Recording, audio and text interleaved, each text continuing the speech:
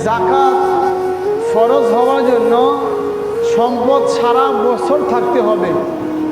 কোরবানি ওয়াজিব হওয়ার জন্য সম্পদ সারা বছর থাকতে হবে না, 3 দিন থাকলেই তার উপরে কোরবানি ওয়াজিব।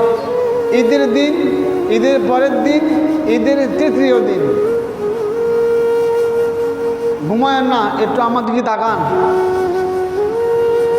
5 ওয়াক্ত নামাজ ফরজ কিনা বলেন, বলেন 5 ওয়াক্ত নামাজ ফরজ কিনা? প্রাপ্তবয়স্ক ছেলে মেয়ে সকলের উপরে ফরজ কিনা? কোরবানি ফরজ না ওয়াজিব? বলেন কোরবানি ফরজ না ওয়াজিব? সবার উপরে না, সবার উপরে না। যাদের দেওয়া সমর্থ আছে কোরবানি, তাদের উপরে কোরবানি ওয়াজিব। কথা বুঝছেন? 5 ওয়াক্ত ফরজ নামাজ নারী পুরুষ প্রাপ্তবয়স্ক সকলের উপরে ফরজ।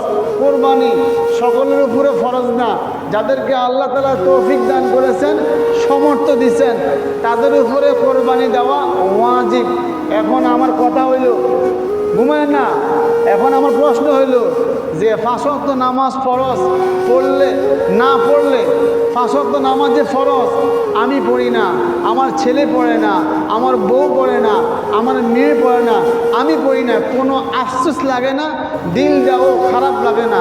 কিন্তু কোরবানি না দিলে দিলটা খারাপ লাগে কি লিগা বলেন?